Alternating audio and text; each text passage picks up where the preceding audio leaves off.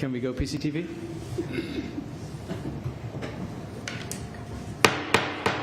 Sorry about that. Well, good evening, everyone. I'd like to call to order this May 1st special council meeting, District Number 2 council meeting of the Pierce County Council. The time is 6:02 p.m. Madam Clerk, will you please call the roll? Councilmember Campbell. Here. Councilmember Krueger. Here. Councilmember Denson. Excused. Councilmember Hitchin. Here. Councilmember Morale. Here. Councilmember Herrera. Here. And Councilmember Mello. Here. You have 6 members present. We have 6 members present in a quorum and a louder gavel than what's in our normal council chambers. Please join us in welcoming the PAC 524 of Boy Scouts of America Pacific Harbor Council 612, who will be presenting our colors and leading us in a Pledge of Allegiance. And then please stay standing for a moment of silence followed by our land acknowledgement. Please stand.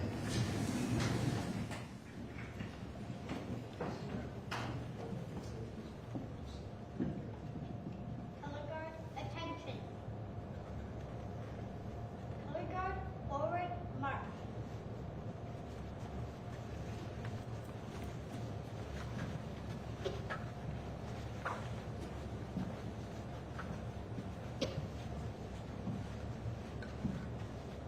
Color guard, halt. Color guard, present colors.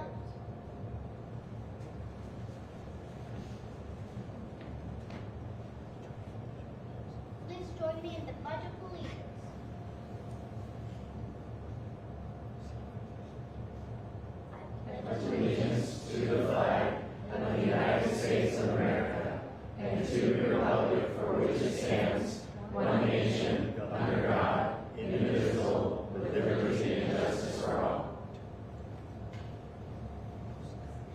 Close the colors.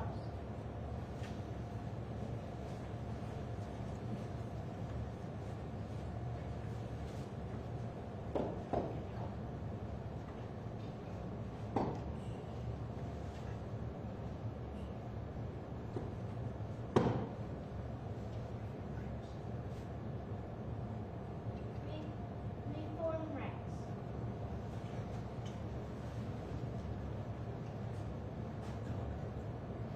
Color guard, forward, march.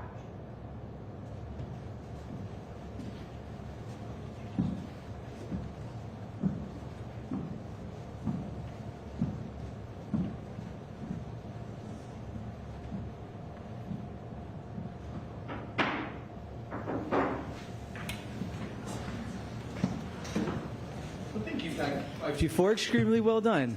Thank you so much for leading us this evening. It's great to have you. Our land acknowledgement is as follows. We acknowledge that we are on the traditional homelands of the Puyallup tribe. The Puyallup tribe has lived on and stewarded this land since time immemorial and continues to do so today. We recognize that this land acknowledgement is one small step toward true allyship, and we commit to uplifting the voices, the experiences, and the histories of the indigenous people of this land. It's great to be here in the city of Milton. Thank you so much for hosting us. We're really thrilled to be here. One of the great highlights of the year is to get out into the 7 districts and out into community. And so at this moment, we are in Council District 2 and Councilman Herrera's district. And I know he put a lot of thought into the content that we're going to be having this evening. And as is always customary, when we are in district, we pass the gavel to that council member to lead us through the meeting. So, Councilmember Herrera, the gavel is yours. Thank you. Welcome, everybody. It's great to be in the great city of Milton. But before we get going, I want to say thank you. They're out in the hallway there, but let's get another round of applause for PAC 524. Thank you. It's good to show honors and have our young folks experience that. But I wanted to welcome everybody here today, this wonderful city of Milton.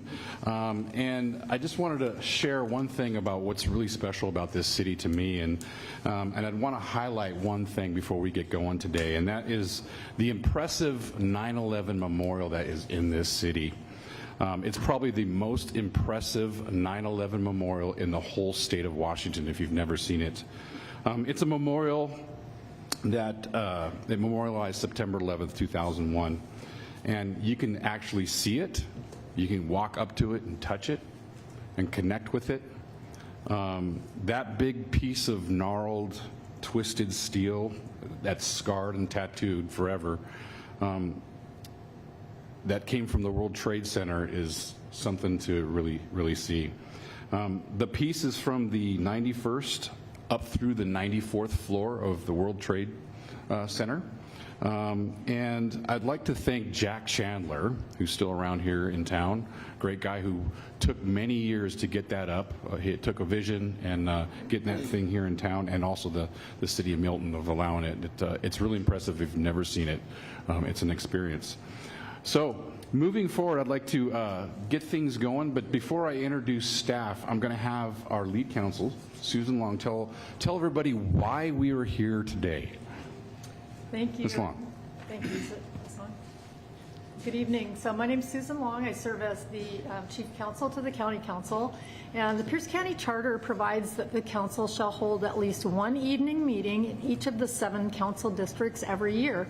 And so tonight we are here in District 2 in compliance with that charter requirement. Thank you.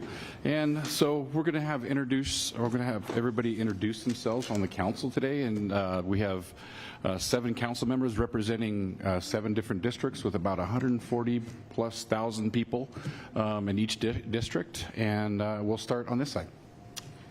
Thank you for having us. My name's Jenny Hitchin. I have the pleasure of representing Council District 6, which is Lakewood, DuPont, and Steilacoom.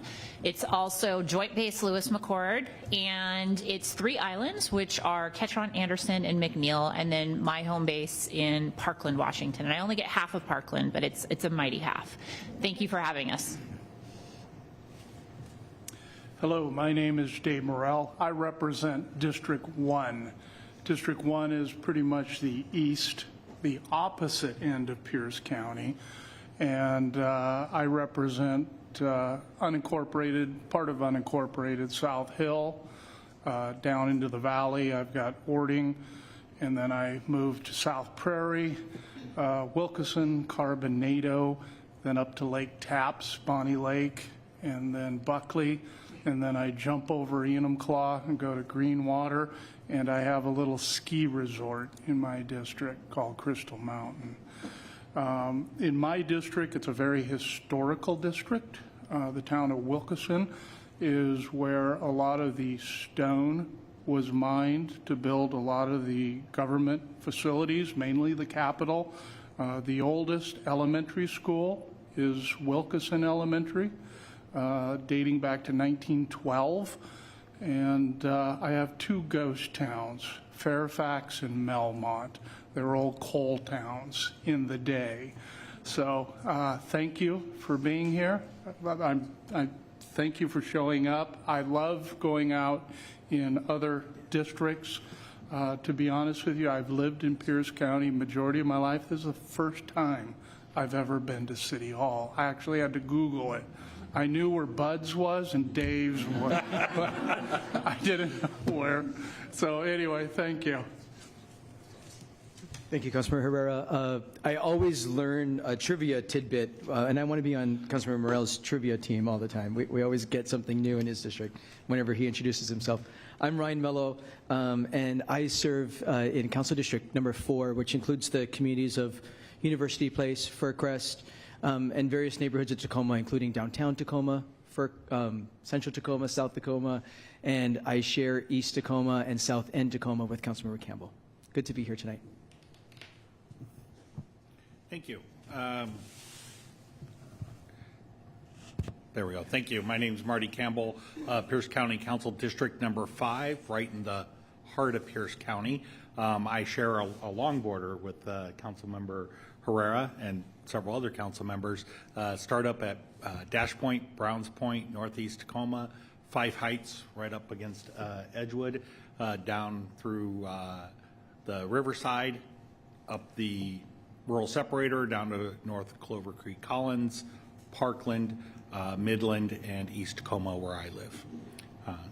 And thank you very much for inviting us out here. Thank you for arranging this, and I look forward to a good evening. Thank you, Chair. I am Amy Kruver. I represent the 3rd Council District, and I think it's probably one of the most expansive areas. I used to live just in Milton on the south side there in this great little house. There's some great memories. It was back in the, mid-80s. So things have changed a lot. And anyway, my district is, I'll start with the corner of 176th and Meridian, and then I could head down Meridian. I have Frontier Park. Councilmember Morrell has the Mexican restaurant across the street. And then go on down through Eatonville, out to Mount Rainier, and as we head back, we can head over to McKenna, up through Roy, take Roy up through Spanaway, and Spanaway Lake I have, and then I head east, go through Frederickson, and then we can head on back to the original starting point. So I have a pretty vast area, and it's great to be here. Thank you, Chair. Okay, thanks. And I'm Paul Herrera, Pierce County Council District 2. Not only do we have Milton, we have Edgewood, Sumner, Puyallup, and South Hill areas, and it's good to be here today. So moving forward, we couldn't get none of this together without staff. So I wanted some of our staff to introduce ourselves. We can start all the way down there on your end, right over there. Yes. Hey, good evening, excuse me. I'm Jair Winesberry. I'm the communications coordinator here with the County Council. Good evening, everyone. Brian Dominique, communications manager with the Office of the Council. Cynthia Banuelos, council member assistant to Councilmember Herrera. And I'm Brenna Price, and I'm an associate clerk for the council. And I'm Julie Murray. I am the chief of staff to the council. I am also a resident of District Number 7, which is not here today, Councilmember Denson. And just so you know, she covers the Key Peninsula, the area south of the Kitsap border, Gig Harbor, City of Ruston, and then she has the mighty north and west side of Tacoma. All right, thank you. And we just want to recognize PCTV in the house. We have Pierce County Sheriffs here. We have other staff, and we also have our executive here, but he's going to talk here in a minute. So moving right along, we have introductions going. We're going to move along to our approval of our agenda. Approval of our agenda, is there any objections to the approval of today's agenda as presented? Seeing none, the agenda is approved.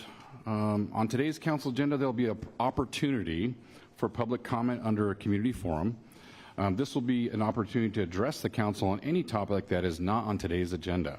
So please address all comments to the chair and be mindful of the decorum expected during the meeting. For more information on the rules for public participation, please review the bottom page of one on today's agenda.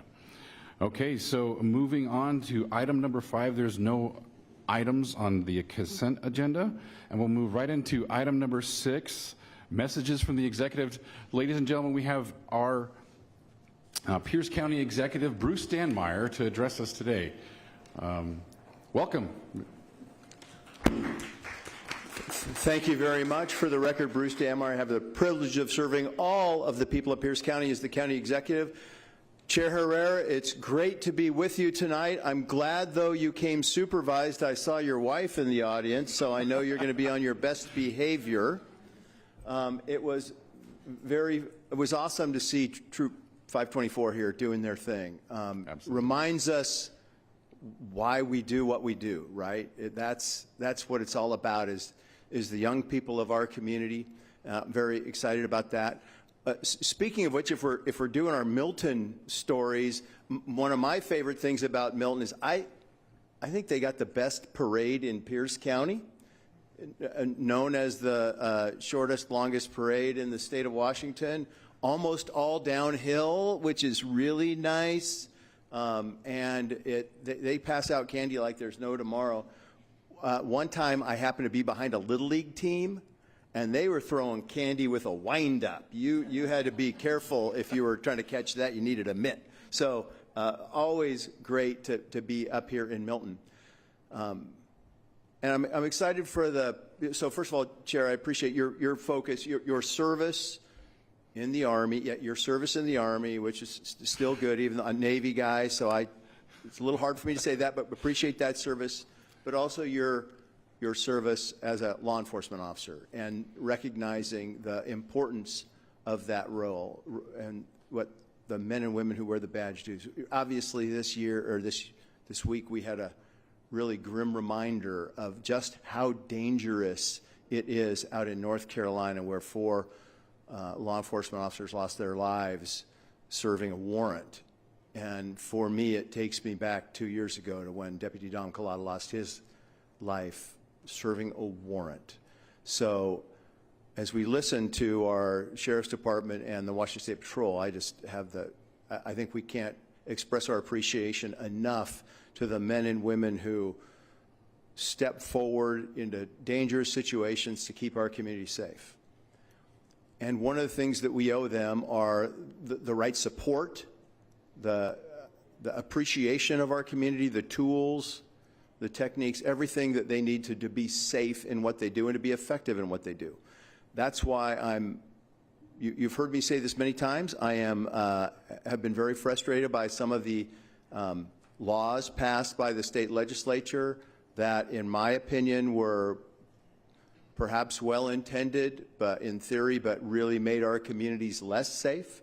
I think we're going to address one of them today. The 2 most notable are the pursuit restrictions, which have since been restored due to an initiative and the council and the legislature passing that, but also the de facto legalization of drugs. I think those have been devastating, but those are not the only ones. There's been a number of other laws, including some affecting our youth, the youth who are breaking the law.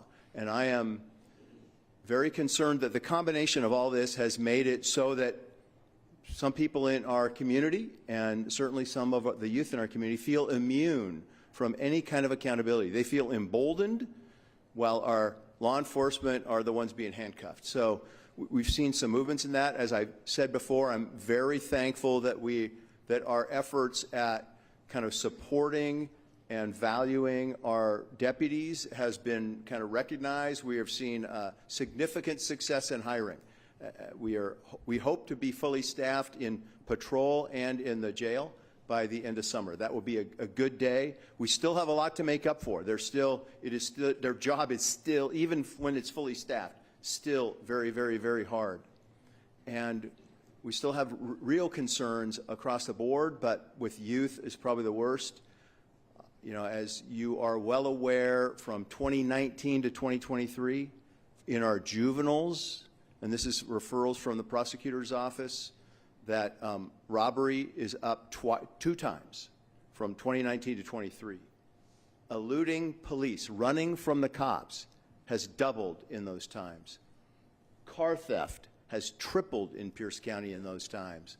And the most concerning to me is what is called Robbery 1, where a youth is using a gun in the commission of a robbery, is up 7 times in our community.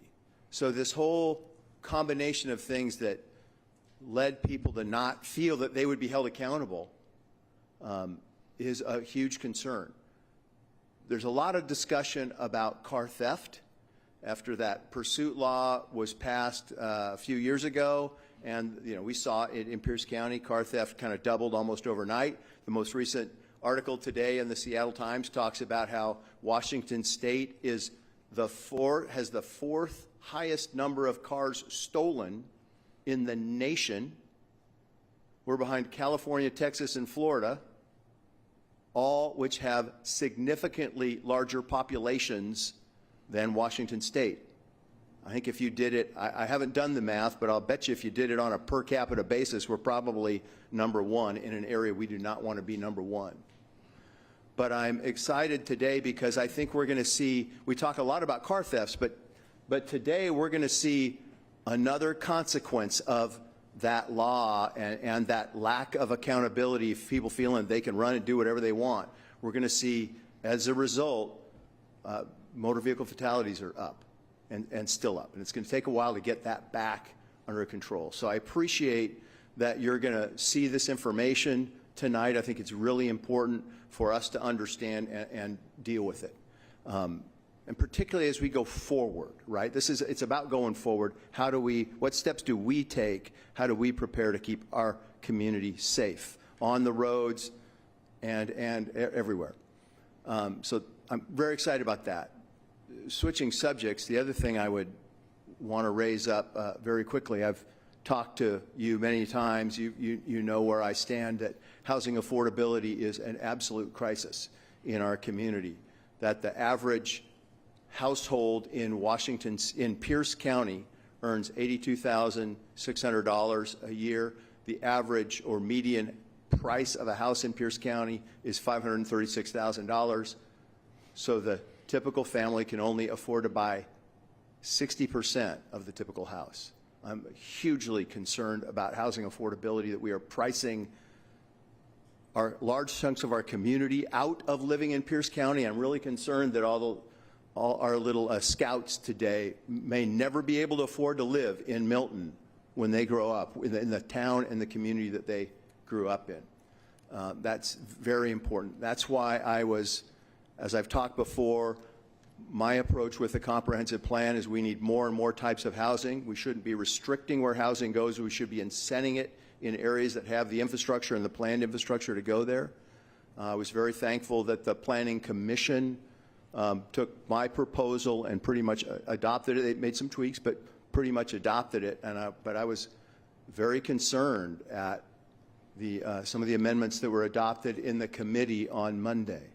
I think they will be, as I expressed before, if those stand, I think you're taking action that will significantly drive up and exacerbate housing affordability in Pierce County.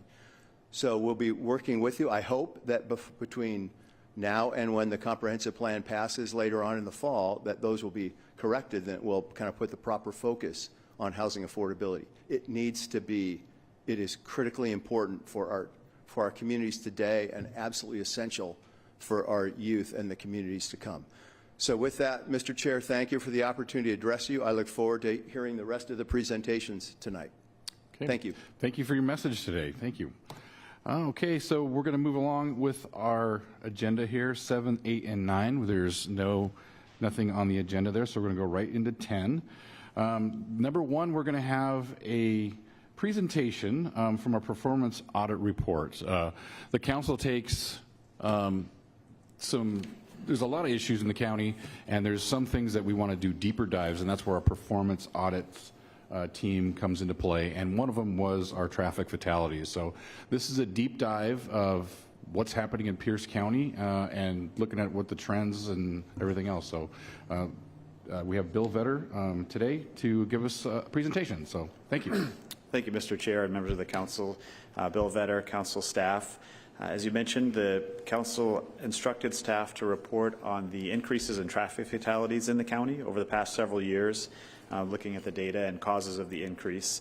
This was done in concert with the county's Vision Zero project, which aims to reduce fatalities and serious injury collisions among all modes of transportation to zero in unincorporated Pierce County by 2035. This report was presented in a longer format at the February meeting of the Council's committee and can be found on the Council's website. Next slide, please. So before I get into some of the data and causes for the data, I'll just provide a quick summary of what the report found. Oops. Really quick. Next one.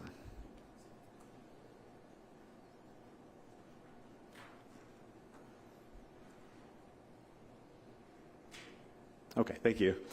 So first, Pierce County has the highest rate of traffic deaths for large counties, those bigger than 500,000 in Washington state. Increased traffic deaths are associated with behavioral changes in drivers. For example, more drivers not wearing seat belts has led to more fatal accidents. Non-motorist deaths are caused by infrastructure factors, such as accidents occurring at night or while a non-motorist, that's a pedestrian or cyclist, is in the road. More traffic stops generally mean fewer serious injuries and traffic fatalities, and the number of traffic stops across all police agencies in the county has dropped quite a bit since 2018. Next slide, please.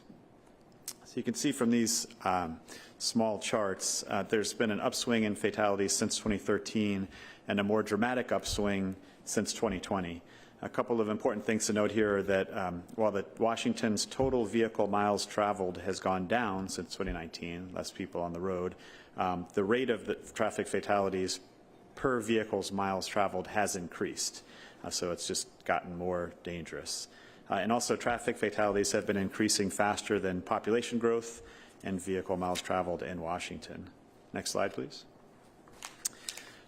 This just shows Pierce County's traffic fatalities. The Pierce County's rate on traffic fatalities pretty much mirrors the state trends, and as I mentioned, is in fact higher than other large counties. Next slide, please. So factors associated with the increase in traffic fatalities. With an increase in traffic fatalities would be increased driver age. Drivers over 75 are safer drivers, but they're almost twice as likely to die in an accident as younger drivers. There's been an increase in motorcycle deaths, and between 2020 and 2023, those have doubled, and about 5% of motorcycle accidents are fatal.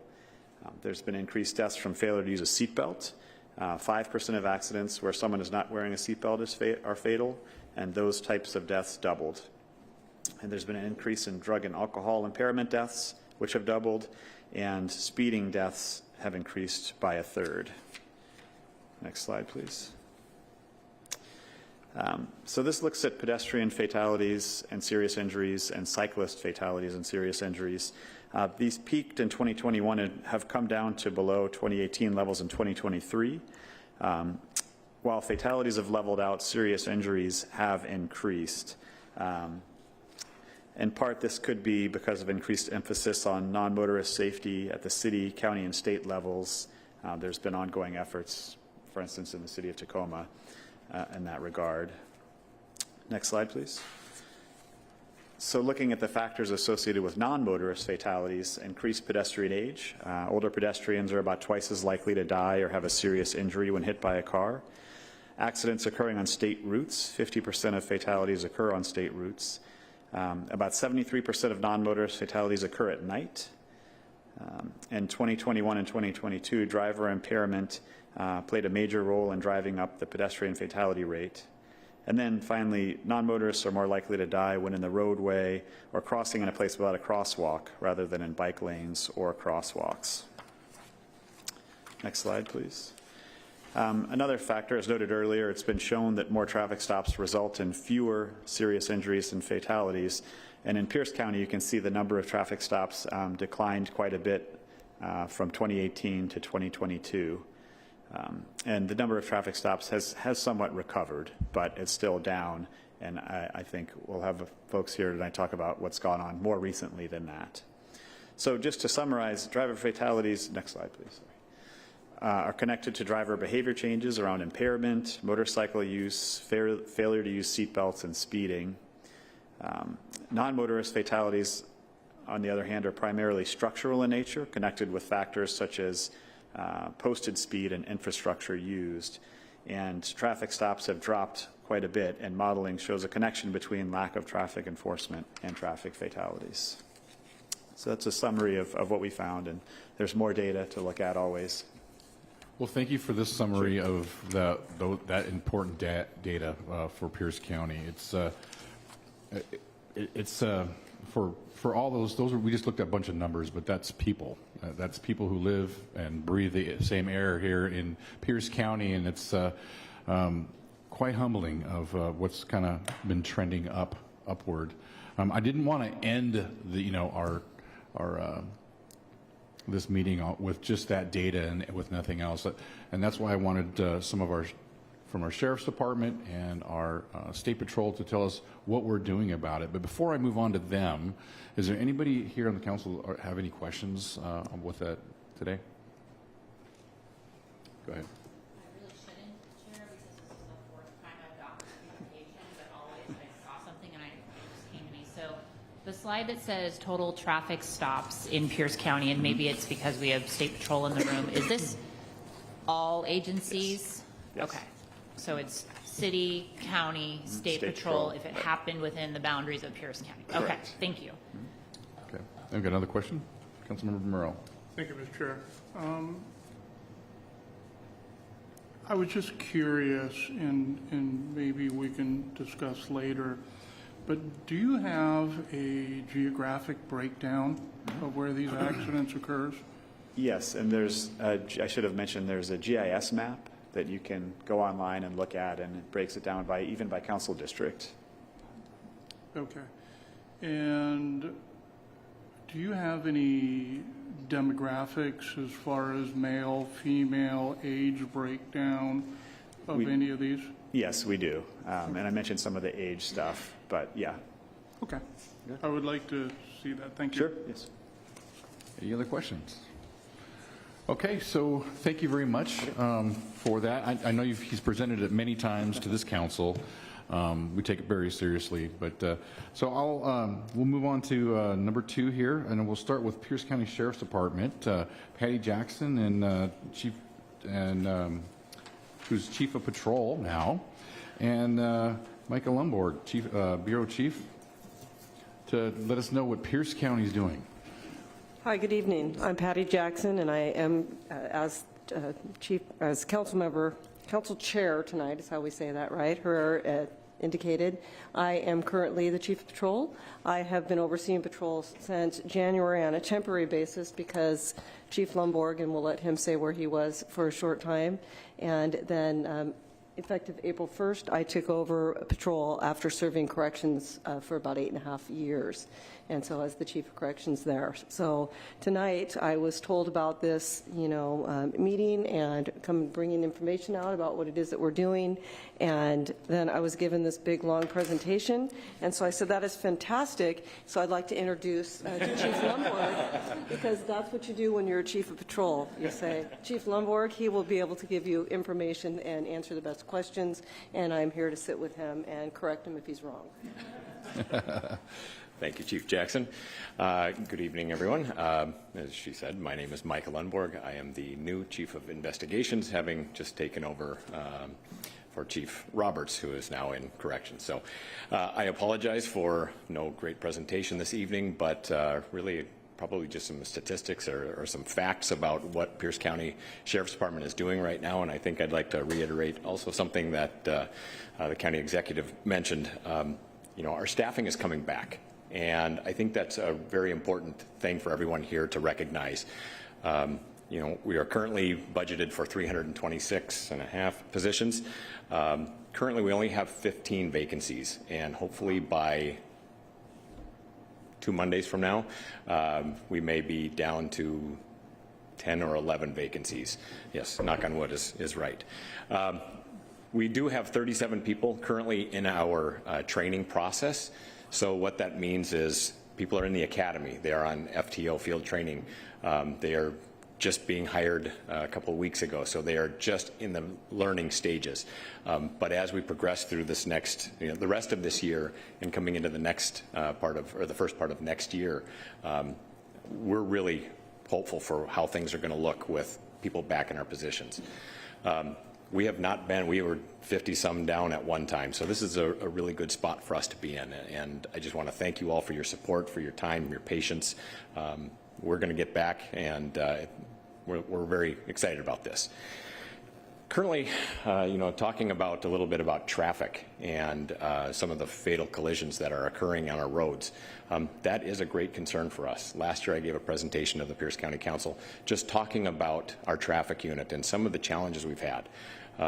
We were doing enforcement, but enforcement's been a very difficult thing when they changed some of the legislative changes or made the changes regarding pursuits, because people just didn't stop for us anymore. And then when people did stop, It was hard to write some of those tickets of the people who did stop. And so that was a personal challenge for a lot of deputies. Now, not saying that people didn't get tickets. They did get tickets. They got warnings as well. But this year there's been a very concerted effort with the deputies doing traffic enforcement. Yes, there's still education that is occurring, but there is more enforcement that is occurring this year, just because we know that these collisions that are occurring are happening because of the speed. I think I mentioned in the presentation last year, since 2021 and then 2022, 2023, the collisions that we were seeing, the fatal collisions that we were investigating, the primary causing factor was speed. It was reckless, it was speed related. It's the first time it hasn't been a DUI as the greater causing factor, but it was speed and reckless driving. And as you see, as you're driving on the roads, as I was coming up here tonight, there are people who just don't care about speed limits anymore. And we're trying to send that message. And I know I was down in Olympia today for a meeting, and the number of state patrol officers that were out on our highways, I have not seen numbers like this in a while. This is a good sign. This means we're taking notice of people's actions and trying to change behavior.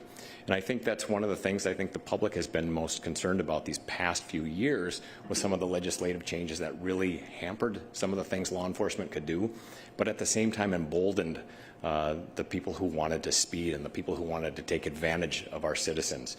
I think I mentioned this last week at the presentation. This is about victims. We have to remember the victims, the other people that are in our society, and that's why we're doing this. You know, as parents, we don't like disciplining our children. It's not fun, but we know there's a reason to do that, is to help them grow and be better kids, be better young adults, be better adults, and live better lives within our community. So I started to ramble a little bit about this, but I think just to give you some information about the Sheriff's Department and what we're doing right now with our traffic unit. We are currently still sitting at 8 positions in our traffic unit, with a sergeant, 9, a lieutenant, 10 total positions. 1 is currently vacant, as we just had a person retire, and we backfilled one of the spots, and one of the vacated spots is still open, so waiting to fill that one. I mentioned we're doing more enforcement. One of the things I believe that Trooper Steen will mention, you are seeing more high visibility emphasis patrols that are occurring in our area. We are doubling up with our partners, with our neighboring agencies, to make an impact and let people see the numbers and see us out there doing things. So you are seeing more patrols. You are seeing more out at a time. The street racing emphasis. I mean, street racing, we've all heard this. It is a challenge in our neighborhoods. We are doing more street racing emphasis patrols as well. Again, that is a regional type team that happens. Those are usually conducted on overtime, but those are things that we are trying to do to take back our streets, keep people safe. The change in the pursuit laws, we believe, will make a difference. We are also utilizing tools that, I think I mentioned last week. Thank you very much for the support for Star Chase. It was utilized today. We recovered a stolen vehicle that had no damage, no extra damage, no pursuits occurred. The guy ran when first tried to stop him. He took off, parked it, abandoned the car. The investigation will continue on that, but we got someone's car back. So that victim's car is coming back to them without damage. That's a great thing. We're very excited about that. Also continuing to use the stop sticks, or the terminator sticks, to keep people from leaving and creating a pursuit. So I don't know if you have questions. I don't want to take up everyone's time. Councilmember Herrera, I just picked something up here and put it together for you, so I don't know what else you'd like. I appreciate your perspective and what Pierce County is doing to alleviate. Like you said, it's about keeping people safe and looking at the data. And this was data driven. We did a deep dive. We didn't just say it's because of legislation here or there. We're looking at some of the data here. You're looking at unrestrained deaths doubled between 2020 to 2023. These are preventable things. human nature, as you know, if they're, you know, if someone isn't looking over you in some aspects, they're not going to do the right thing. But, you know, as people who are in uniform who've done this job and you see the effects of the traffic stops are probably the most horrific things in your career that you have to deal with.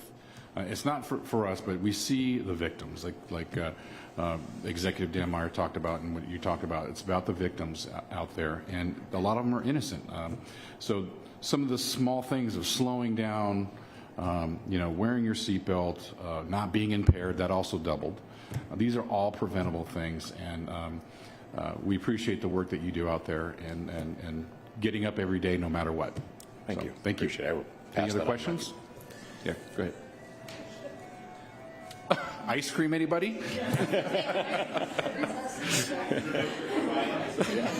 Yeah, that Councilmember comes Krueger. around the lake. Thank you, Chair.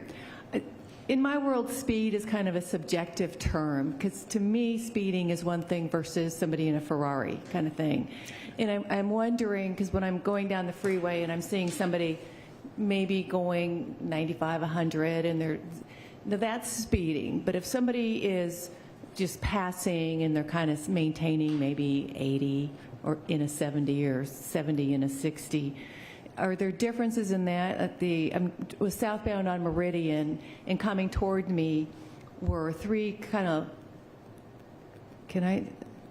smaller cars that sound loud that were doing this, you know, I don't know what you call it, but it was kind of in sync with each other, but they went back to the right lane as cars were coming, and I don't think that was very safe. But is there a differentiation in when you say speed is a big factor? Are we talking when they're weaving in and out of traffic on the freeway, or just going down a straightaway? It's probably a little bit subjective. I mean, in every situation, it could be a little different. I think we're always looking at, you know, the conditions of the roadway, the conditions outside, whether there's traffic. I mean, these are the things we think about, you know, for pursuits, and whether to initiate one, to continue one, or to stop one. And it is the safety of other people around, safety of our own people. And so you can be reckless, you know, at 35, you know, on a windy road, but it's got people walking on the sides of it. You can be on a straightaway on a highway doing, you know, 90 miles per hour with people on the side of the road. If you lose control of that car and you take people out, those are the things we're concerned about. So, I mean, it can vary, you know, and it's hard to give you just a flat answer of, you know, yes, 15 over is going to be speeding or it's going to be reckless, and, you know, yeah, I get it. It's just difficult when there's so much going on, and for somebody who's maybe focused on the road and they're lost in some of the issues of the day, and they look down and like, oops, I'm speeding, but it's too late because somebody is after them. You know, that's a hard thing when constituent calls, and not that I have anything to do with that, but.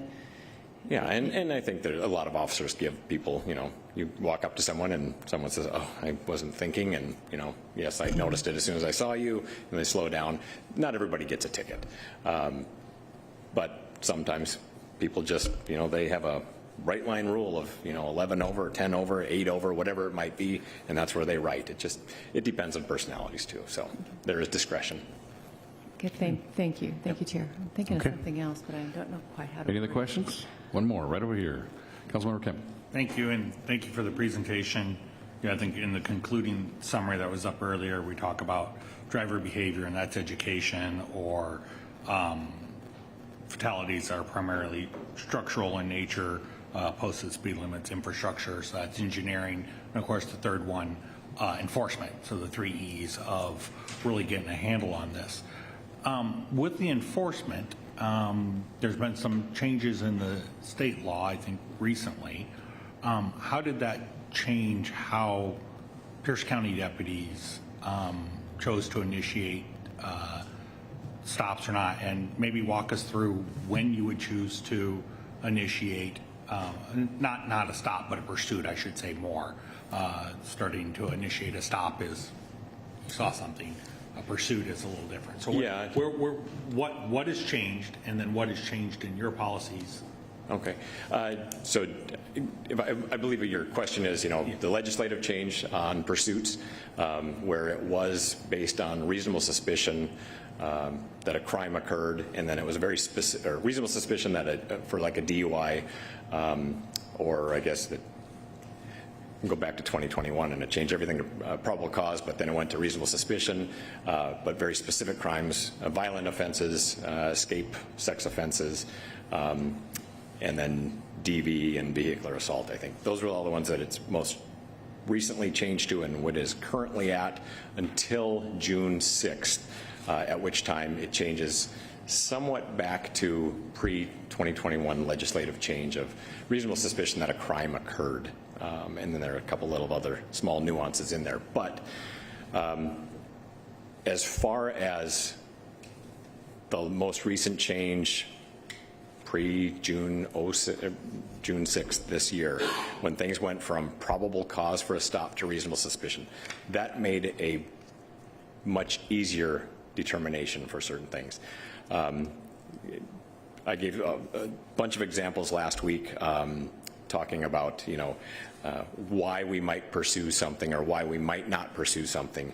And when things were based on probable cause, it was very difficult because we let a lot of things go. And I think any law enforcement officer in here would probably talk about that. We'd have a robbery, let's say, that happened in Milton. Milton put out a robbery of a lime green Jeep Wrangler that was brand new in color, and and 45 minutes later in South Hill, that same vehicle would be seen. We have reasonable suspicion to stop that car for an armed robbery, but we no longer have probable cause to stop that car for an armed robbery. Even though it's a very specific looking vehicle, there's not many of those on the road. Without probable cause, we couldn't stop that. And we could try to, but if it takes off, we've got to let it go.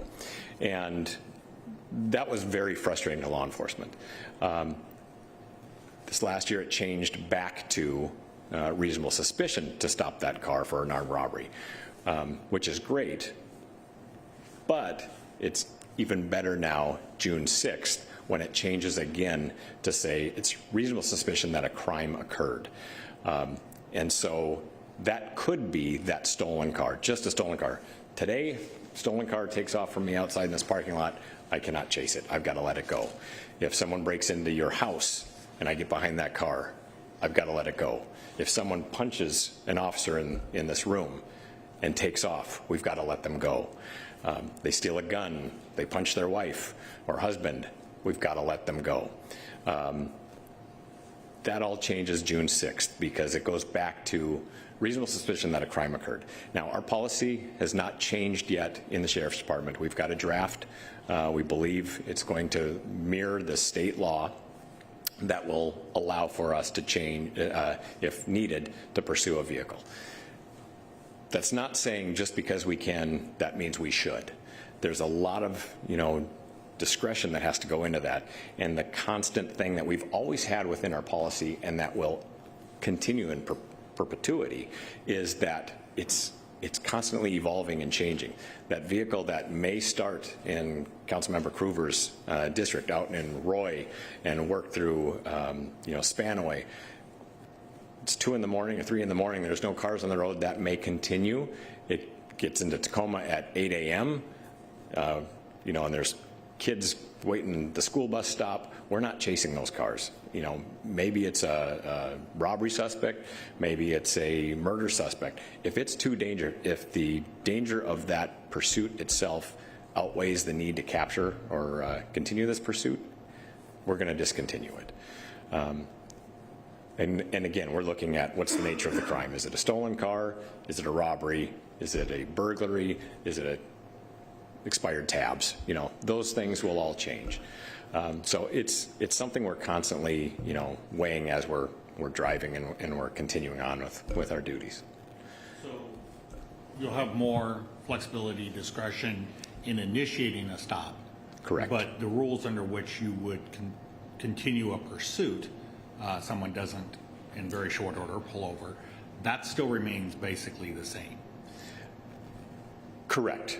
Correct. So you're- Yeah, you're there's a still lot gonna of have the same yep. rules of when is it safe and reasonable to continue a pursuit of someone who's Yes, we will eluding. We will but always. You'll just have more discretion of when to initiate a potential stop. Correct. Got it. Thank you very much for that. You're welcome. Thanks for asking. Thank you for those questions. Any other questions? All right, thank you. All right, appreciate letting us know what's going on. So thank you very much. All right, so we have a Marine in the room.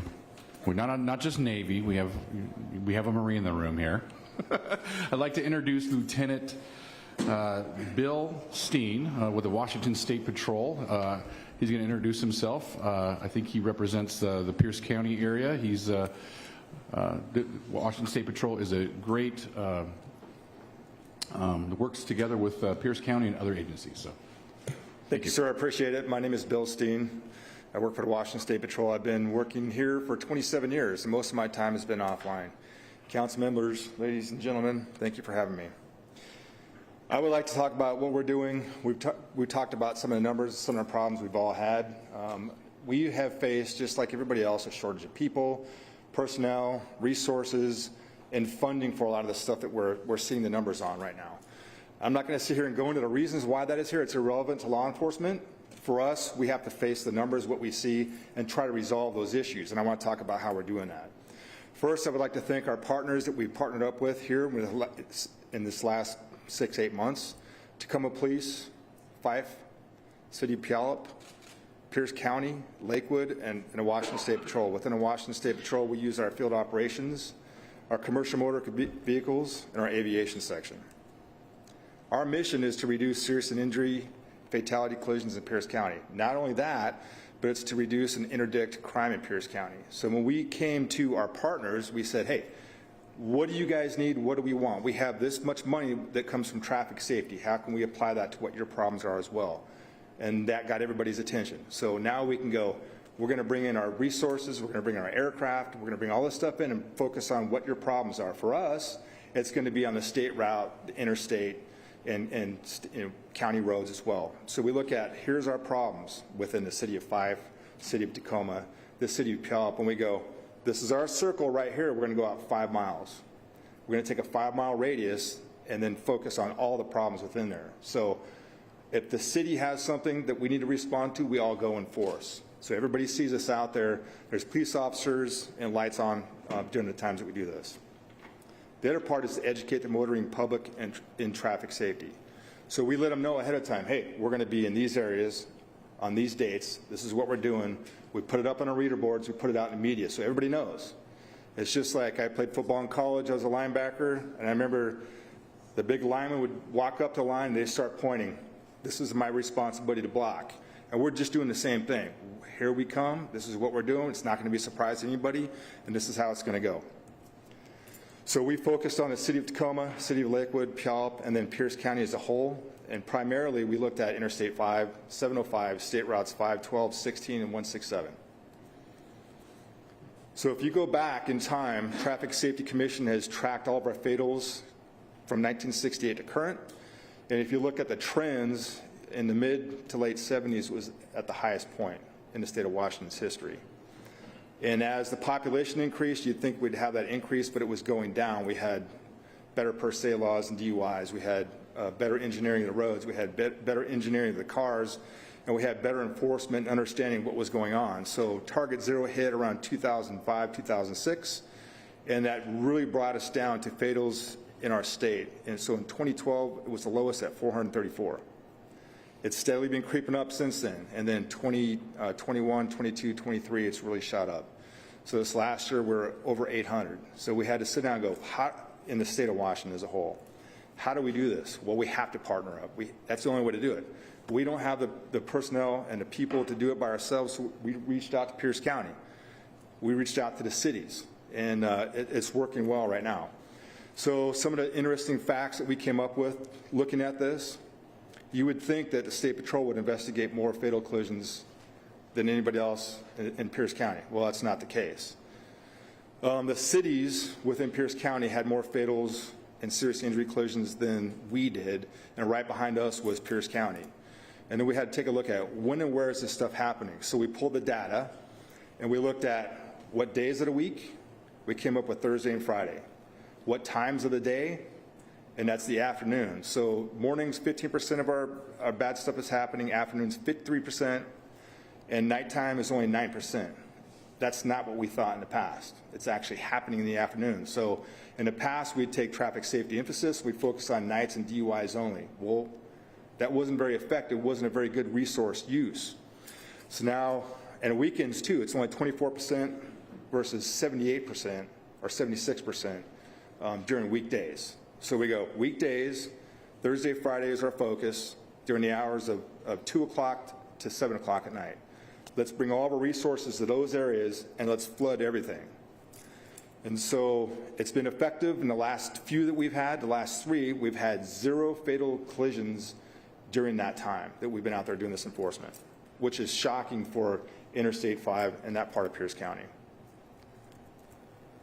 So obviously the things we do to educate the public, we do the advanced media releases, and we put out a plan ahead of time to the cities and our partners so they all know what we're doing so we can pull our resources. We use traffic safety for overtime, and we also use our own resources and adjust our scheduling down to make sure we have people available during that time. Our enforcement, we do traffic safety, crime interdiction, and we document our activity before, during, and after. So they know that we're going up live, we're putting it out there during our enforcement actions. We're letting them know we're coming, and after we're done, here's our results. I want to talk about some of those here in a second. Now, one of our greatest things, the 2 biggest responses from the public we've had is our social media sites and then our DOT road signs. Put that stuff up there, we get all kinds of phone calls on that and all kinds of comments on it. So people know 2 days ahead of time, hey, well, there's going to be cops everywhere these next 2 days, and that's a good thing to do because people are actually looking around, figuring out where they're at, what's going on, and then they start seeing the lights everywhere, and they really do slow down quite a bit. We use traffic safety, and a lot of the funding comes through that. It's granted to not just the state patrol, but to the cities and the counties as well. So we combine our resources and really spend that money wisely, focused on those dates and times. I would like to talk about our last emphasis that we did. It was a total of 5 days, 2 days in February, 3 days in March. And these numbers was shocking to me to some of the stuff we came up with. 1,205 total contacts were made, 42 DUI arrests, 7 felony fresh charges, 12 felony warrants arrested, 15 misdemeanor warrants, 13 new misdemeanor charges, 7 stolen vehicles recovered. I've done this for years. It's the first time I've ever seen that many stolen vehicles recovered. There was some that fled from us that we never did recover. A lot of times when vehicles or motorcycles flee from us, we have aircraft up and they can track them down until they stop and we go in there and arrest them. We had 5 ignition interlock violations. So people who are been arrested for DUIs in the past are supposed to be following the guidelines. They're violating that trust that we've given them so they can drive. 49 driving while suspended licenses, and we placed out 8 commercial motor vehicles because of equipment violations that were unsafe. Now, part of that was to go through and have our 447 speed violations tickets written into the courts here. So in 3 days, or 5 days, those are numbers that we came up with. Part of that, too, is another number that was shocking to me was 151 no insurance violations. So a lot of people that are involved in driving fast or having some sort of violation that attracted our attention don't have insurance or they're suspended. And on top of that, we had a total of 5 reckless driving and then 6 dangerously distracted drivers out there. Could be on their cell phones, could be doing something totally different. So, and then you throw that 109 equipment violations of commercial motor vehicles, so there's a lot of unsafe driving out there. Some of the stuff that we don't have any tolerance on, DUIs, MIPs, seat belts, insurance, open containers, and so on. We've reached out, and through our partnerships, we're able to use South Sound 911 to give a dedicated dispatcher to each one of our enforcements, and that's done through traffic safety overtime money. So we did come up with a policy, and as far as use of force and pursuits, very, very high-risk situations, and we're dealing with different agencies.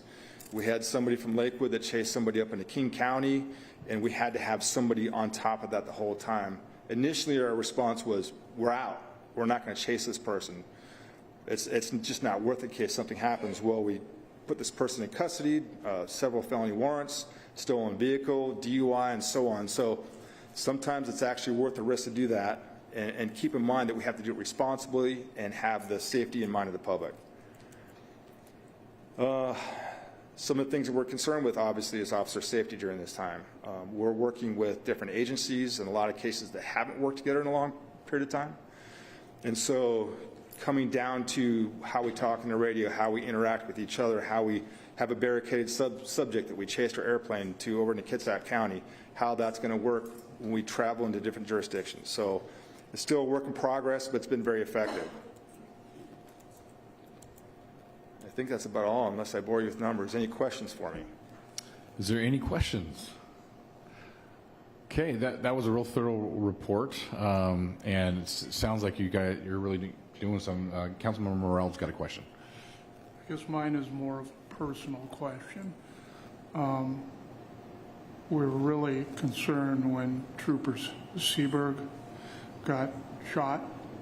He is well respected on the plateau up in the Greenwater Crystal Mountain area. Shot 9 times. How is he doing? Do you know? Yeah, I see him. I've seen him here about the last 3 weeks. I go to where he's doing his physical therapy to recover from his shootings, and he's doing pretty good, talking about coming back to work. Obviously, he has some issues where he took rounds through his legs, and they're really working hard to get him through physical therapy on that. Okay, well, pass on our prayers and thoughts to him and his family, and can't wait to see him back up in the Greenwater Crystal Mountain area. So I'd like to say, sir, in regards to that, I mean, I appreciate it. Thank you very much. On 527, that's his badge number, we're doing a statewide emphasis to cover everything. And I would like to say, on the shooting note, that's one thing I didn't talk about in here, but we're seeing 2 to 4 shootings a day in Interstate 5 between Seattle and Tacoma. Some of them, somebody sent me a link to a shooting that occurred on 705 and northbound 5. 2 cars pulled up, engaged each other with lots of shots, took off 1 step further, more, and then her car comes up, barricades everybody in, and starts shooting more. And nobody reported it. We saw it because it was a link that was sent to Como 4, and I watched the video. I'm like, that'd be nice for law enforcement to know something like that. So it does happen. That's one of the things that we're actively looking at as well. Okay, thank you. All right, thank you for that detailed report. We appreciate you. Thank you. All right.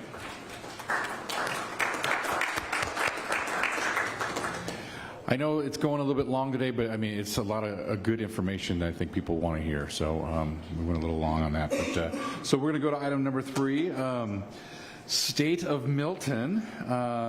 We would like to welcome, well, your own city here, Mayor Shannon Sherrill here today to let us know what's going on in your city. Yeah, so good evening, Council, and welcome to the City of Milton. As stated, I am Mayor Shanna Styron Sherrill, and I also serve on the Pierce County Art Commission, so I want to thank you for appointing me to that about a year ago, so thank you. Councilmember Herrera, thank you for choosing Milton to host your meeting, and I also want to recognize that in my 7 years in office, you have been the most active representative for us who I've seen involved and engaged in our community, so it's really appreciated. And then just thank your staff as well. They've been wonderful to work with on getting you guys here. Before I get started, I do want to acknowledge a few individuals with the City of Milton. Chief Hernandez is with us this evening, and you'll hear from him in a few minutes. We have Councilmember Hall here this evening. We have Planning Commissioner Johnson, and we have our Community Outreach Coordinator, Martin Moore. So next slide, please. So a little bit about Milton. We are about, well, I won't say about, we are 2.82 square miles, and we have just shy of 8,700 residents that reside in both Pierce and King County. I think we're unique in the sense that we provide our residents with both water and electricity. Those are, you know, our services, and then also a police department. We have 7 parks in the city of Milton, and we are most proud probably of the Milton Community Park, which is also known as Triangle. It's a 10-acre park situated just in the middle of our city. So if you leave here this evening, just go straight up the hill, you're going to pass that park. It is home to, as Councilmember Herrera said, the 9/11 Memorial. But right next to that is also a Veterans Memorial, so I would encourage you to visit that as well. And that was in partnership with our local VFW post 11401. And then also there, we are very proud of a new sports court that was installed in May of 2022. It houses, of course, pickleball and tennis and basketball court, and it has just become a huge asset to our community in the surrounding areas. Next slide, please. And so just give you a glimpse of what's been going on in Milton the last year. We've really been focusing on our infrastructure and our citywide improvements. We are drilling a new deep well to better serve our residents with water. Working with that, we have a water main replacement that's been going on Milton Way. You may have come from Pack Highway this evening, and you may have noticed a new roundabout near Fifth Avenue. That is part of the Fifth Avenue improvements, which is because of a development down on Fifth Avenue with warehouses. So we've seen the roundabout, sidewalks, road improvements, lighting, all in an effort to make our city walkable for our residents. Council just approved traffic calming cameras, and we've heard a lot tonight about traffic and the issues with that, and it's something we're focusing on because Milton really is a pass-through city, and so we're looking at how can we reduce not only the pass-through, but just the issues that come with that. So we're hoping those traffic calming cameras will work, and I'll make sure to let you know where they're at before they get installed. We received a couple big grants this year. TIB gave us a grant for street overlays, and then as many cities are doing, we're working on our comp plan, and we received a grant for that, and we are hoping to get that comp plan done by this fall. Next slide, please. So some things that we're working on now, and a lot of these are going to be regional effects. So Milton Edgewood Interurban Trail Extension. So we're not proud to be the missing link of the interurban trail. So you get to the end of the trail and you're stuck. You can't get across the street because it's Meridian. So council has approved for us to do a below grade option, which will be a tunnel that will go under Meridian and then connect the Milton trailhead, well, the end of the trailhead to the Edgewood side. So we'll have that, streamlined for our residents and everyone regional. Right when you came into Milton, if you came on 99, there's going to be some improvements there at Porterway and 99. We're going to widen that intersection and then have designated turn lanes because that's a pretty deadly, I shouldn't probably say deadly on the record, but it's a pretty deadly intersection, and we have a lot of collisions and fatalities there. So we're looking to improve that area. Traffic calming's big, as I said before. Red light cameras and speed cameras will be going in this fall. We'll continue on our deep well, and I should note that our deep well was able to be moved up due to ARPA funding, so we are appreciative of that. And then something I'm really proud of, and I hope it goes through on Monday night at council, is we're looking to do a feasibility study with our fire department and our police department to have a joint facility here at City Hall. So East Pierce moved out years ago. They were renting it for a volunteer, but mainly they were in Edgewood. And when they reconstructed their new facility, they came here to Milton, and they have decided they like being here on campus. So we're looking to keep them here, but then also address the lack of space for our police department. So we're looking at, can we make that building where my office is and the fire department serve our police department and our fire department. So I'm really hopeful for that project, and if it happens, I will definitely make sure you're all aware and invited to that. And then just continued improvements here at City Hall. We're in the middle of a Milton activity renovation project, and I'm looking forward to getting that done. And then lastly, just note that we are working on our 2020-2025 hazard mitigation plan. Next slide. We have been inundated with new businesses, and I love it. So if you're ever here for recreational or just visit them. We've just had some great businesses come in, everywhere from coffee, which is the joke in Milton that we have so many coffee shops, but we'll take it. We got Mod Pizza that recently came in.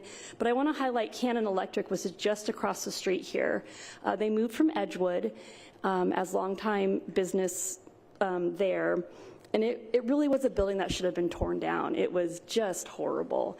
And they came in pre-COVID, so it took some time, and just revamped the whole thing. And it is no longer an eyesore.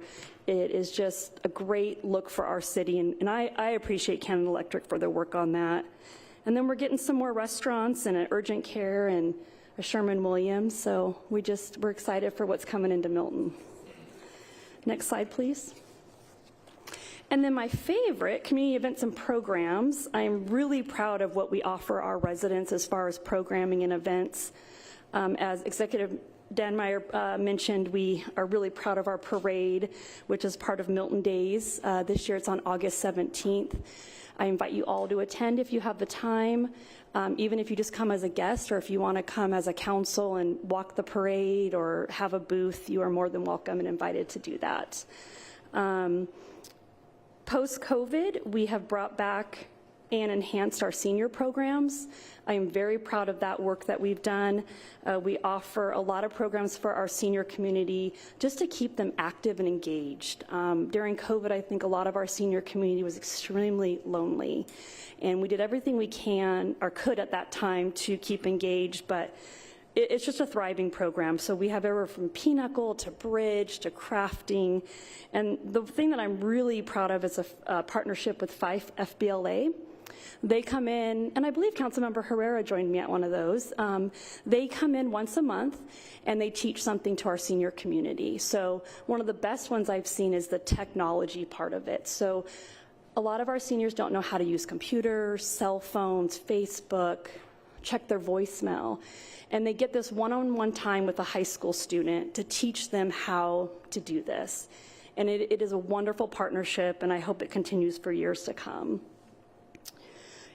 We have, Craft Bazaar, Touch a Truck, trick-or-treating, holiday events, and it's a great thing to see our community come together, and you all are invited to any of those. And I've talked to Cynthia about making sure that we keep you up to date on our events.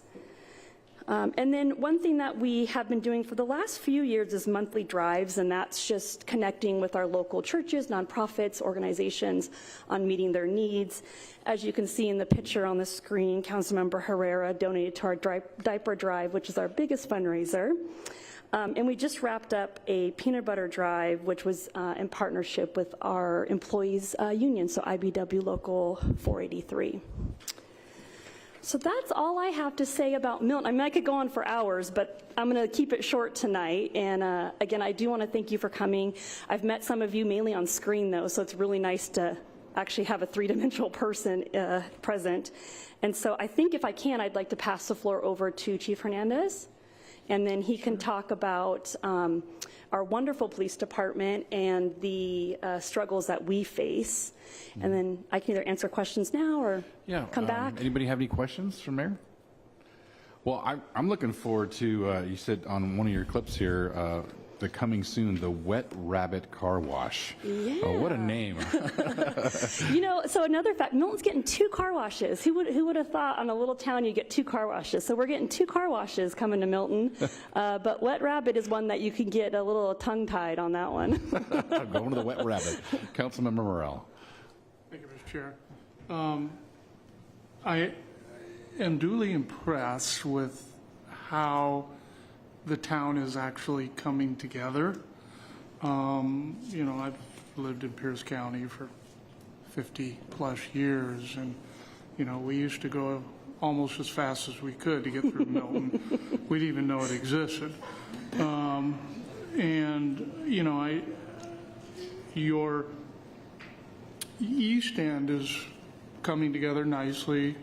Great combination of retail, which a city needs to survive. I did not know that you went over I-5. Just a little bit. I thought that was Fife. Yeah. That I didn't think you went past I-5. And so you have a lot of potential at that end also. Yeah, and we recently, well, not recently, when I say recently, I mean in my term, annexed in some Federal Way area as well, and we're looking at annexing on the other side of Meridian. So, yeah, we do span over both those Meridian and 99 and I-5. And then on the north end, do you take in the old Lloyd's Pit?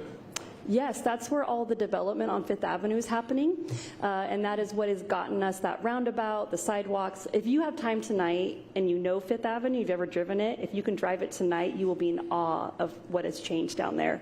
I mean, when I first took office, I remember a resident called me and said, we're the abandoned part of Milton. And I said, well, no, we don't forget about anybody, but you go down there now and it is beautiful. So those residents down there will be able to walk from Fifth Avenue to the Interurban Trail to City Hall, then potentially to Milton Community Park on a sidewalk. Yeah, and I worked on that development, so it was a leader question. But I remember I'm glad I got it right. coming off Enchanted Parkway and coming through that there again as quick as I could with my windows rolled up in the old days. But, there again, it's got to be one of the largest warehouses in Pierce County. I mean, it's well over 1 million square feet in that It is building. massive, and I don't know if it's open yet, like if they have it open to drive through, but Chief and I recently drove through, and I was like, it just keeps going and going and going. So they have not found a tenant yet, to my knowledge. At least we're not aware of that. There's rumors, of course, but nothing confirmed, and then they're going to build 3 smaller warehouses as well. Yeah, I'm just glad to see the developer really brought some amenities to the area and improved the area, put in the sidewalks, the roundabout, and the other. I think it just made the neighborhood really come together. So I was glad to see that. Yeah, Thank you. thank you. Thank you, Mr. Chair. Any other questions? Okay. Okay. Awesome. I will turn Thank the you. floor over. Thank you. Yes. As the mayor said, we have Chief of Police of Milton.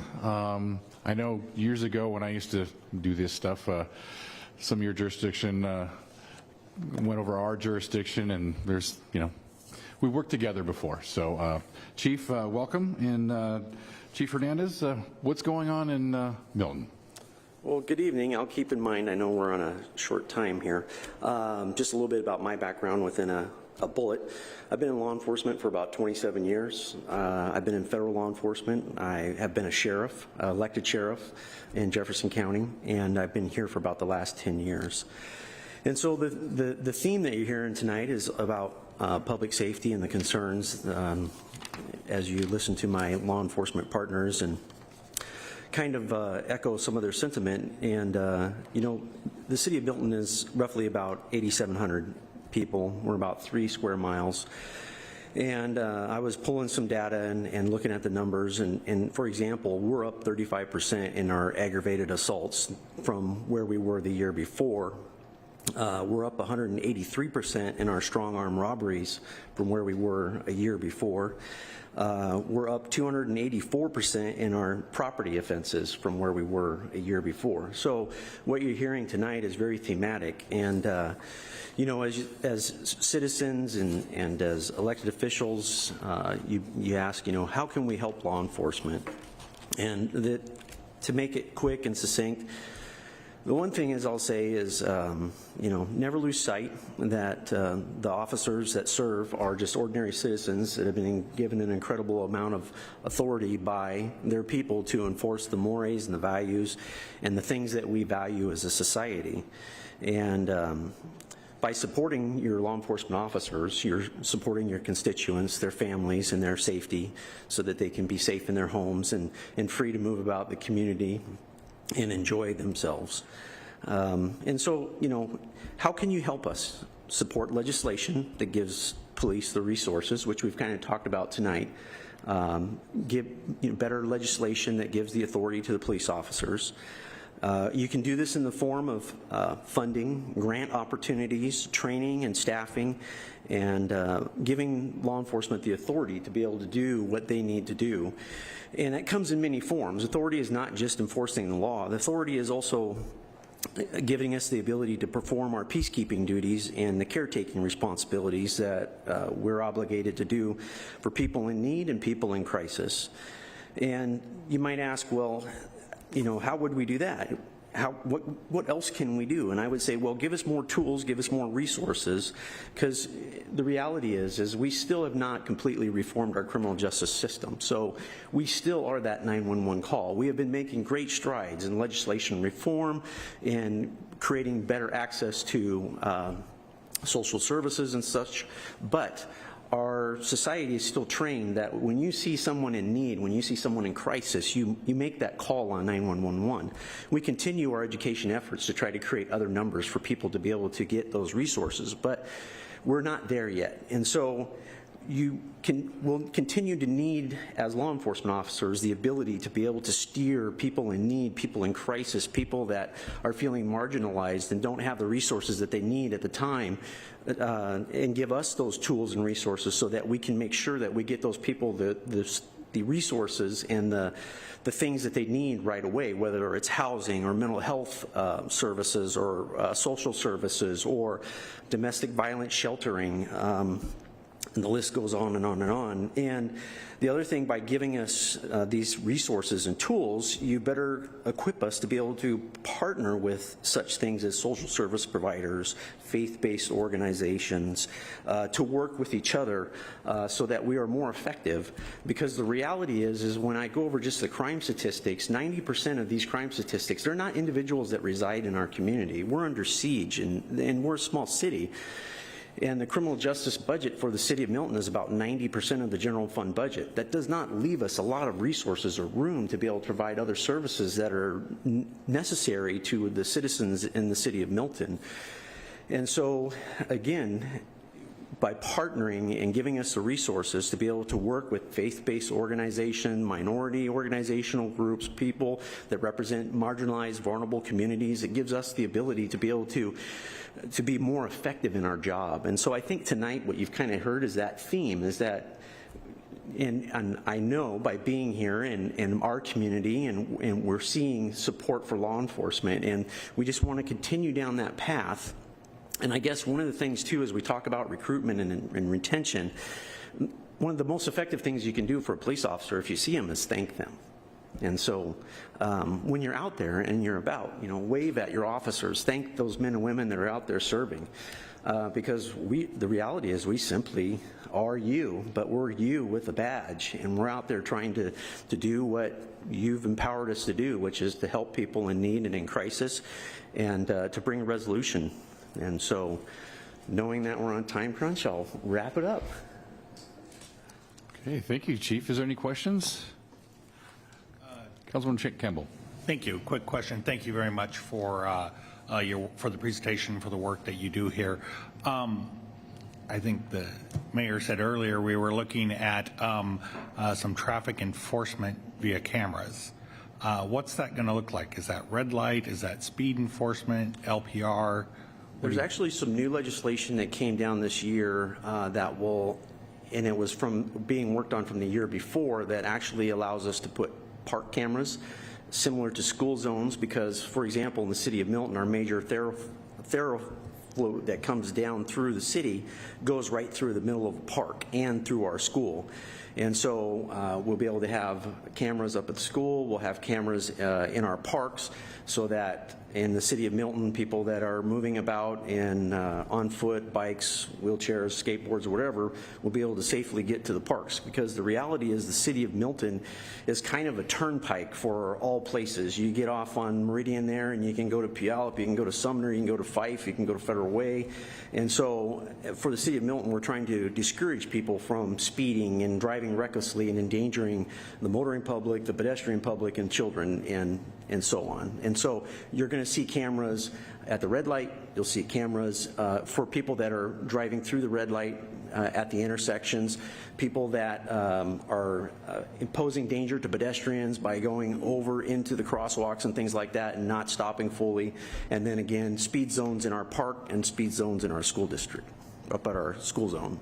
Okay, and the cameras will have LPR on them? Yes. Okay, and just here, one more, just trying to dive deep, because I think it's something that, citizens will probably come to us here at council and say, how's that work, and why do they get it, what can we do? You get a car that comes through every day, it's speeding, but it doesn't have plates on it, or you can't read the plates that are on it. Would you get like a report, then you can go out and kind of, well, it comes by at 3 o'clock every day. Yes. We can't, and so you would then pull that information out of those files, see that they're passing through every day at 3 o'clock, and then you can set up to do that. That is correct. And with your LPR, you'll be able to see the license plate and the registrations of every car that comes through your city. Correct. Okay. Thank you very much. Any other questions? I have one question about the Crisis Recovery Center that's just right next door. I remember when that opened up and how that was such a great asset. A lot of times it's full. I think it's only 16 or I don't know how many beds. How many? Yeah, and so now that it was a great asset, and we hear that it's not around anymore. Yeah, Recovery Innovations. Yeah, that was a huge blow for all jurisdictions, because as I can tell you as a police officer, you come across an individual in need, in crisis, or somebody that's made the decision that they're ready for change right now. We used to be able to immediately drive down there and talk to them and get them the help right then, right now, and now we've lost that resource. So again, when we talk about public safety, it's a large umbrella. That's part of the public safety umbrella, and not having that resource is detrimental for everybody in the county and for our people that are in need and in crisis and vulnerable, because we know that substance abuse leads to a myriad of other problems as well. So again, it goes under that public safety umbrella. And I know personally that place has saved lives for sure. Oh, yes. And the people that that worked down there were great, and it's a big blow. So, well, thank you for what you do and for putting on a uniform every day, no matter what. If it's raining, snowing, no matter what's happening, if it's a good day or a bad day, you guys continually show up and serve the people of the city. So, and thank you for keeping us safe. And I'll give you 2 words, 8 letters. Thank you. No, thank you. All right. Okay, so that leads us into item number 11, Community Forum. Community Forum is an opportunity for members of the public to address the council on any topic that is of significance to or affecting Pierce County government and that did not appear on today's agenda. There's a 3-minute limit. So please state your name if you'd like for it to be on the record and your address, and keep all comments to the chair. And I'll start with anybody who's in chambers. I'd invite anybody, if anybody wanted to speak today, and come up and speak. Anybody? Okay. We have Zoom up, I assume, right? Okay. Nobody in chambers here. I'll now turn it to Zoom operator. We got one? Come on up. We have a winner. Me. Susan Johnson, 2307 8th Avenue. I'm on the Planning Commission.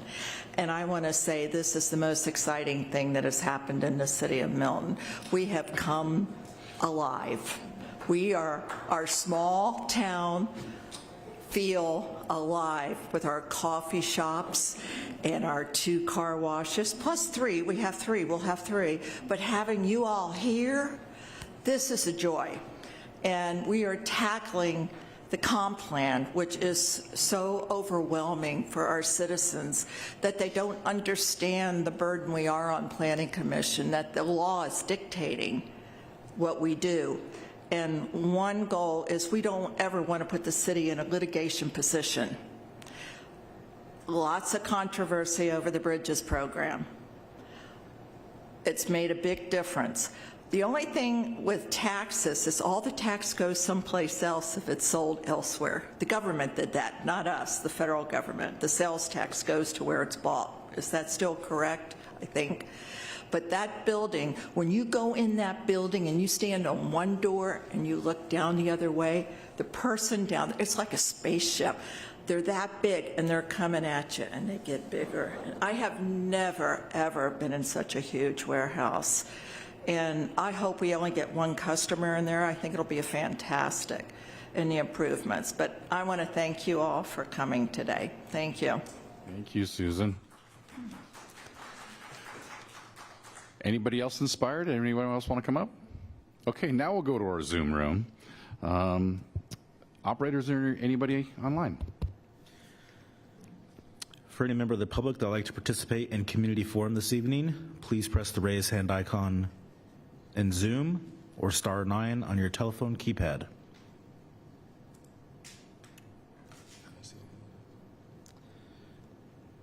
And we don't have any hands at this time, Chair. Okay.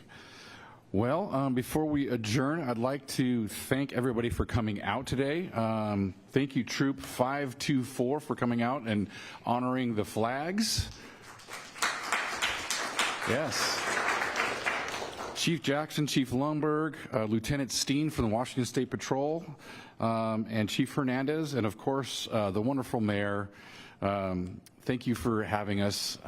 You have a wonderful city, and I'm really inspired. Thank you, Executive, for being here, and thank you, folks. With no other business, we are adjourned.